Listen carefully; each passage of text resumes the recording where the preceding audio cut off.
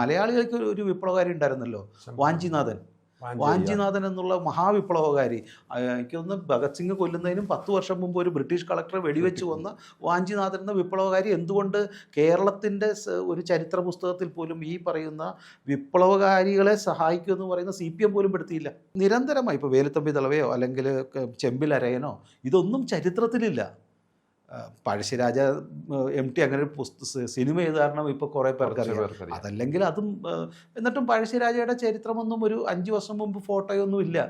നമ്മൾ ചെക്ക് ചെയ്ത് കഴിഞ്ഞാൽ ചരിത്രത്തിലില്ല എന്ന് നമുക്ക് മനസ്സിലാക്കാം. ശിവജിയെക്കുറിച്ച് പഠിക്കരുത്, അഹം രാജ്യത്തെക്കുറിച്ച് പഠിക്കരുത്, ചേര ചോള രാജ്യത്തെക്കുറിച്ച് പഠിക്കരുത്, വാഞ്ചിനാഥനെക്കുറിച്ച് പഠിക്കരുത്, ചെമ്പിലരയനെക്കുറിച്ച് പഠിക്കരുത് എന്ന് നിശ്ചയിക്കുന്നതിൻ്റെ ഭാഗമായിട്ടാണ് ഇന്ന് വന്ദേമാതരം പഠിക്കരുത്. നാളെ വരും മഹാത്മാഗാന്ധിയും മറ്റും ഭാരത് മാതാവ് എന്നുള്ളത് പറയാൻ പറ്റില്ല. അല്ലെങ്കിലും ഭാരത് മാതാവ് എന്ന് വിളിക്കാൻ ഇവർക്ക് താല്പര്യമില്ല. ഏത് പ്രകടനത്തിലാണ് ഭാരത് മാതാ കി ജയ് എന്ന് കണ്ടേക്കുന്നത്? RSSൻ്റെയോ BJPയുടെയോ BMSൻ്റെയോ AVPയുടെ അല്ലാണ്ട് മറ്റേത് പാർട്ടിയാണ് വിളിക്കുന്നത്? അപ്പോൾ ഇവർക്ക് ഒരു സാംസ്കാരിക തനിമയോട്, ഐഡൻറ്റിറ്റിയോട് വളരെ ശക്തമായ എതിർപ്പുണ്ട്.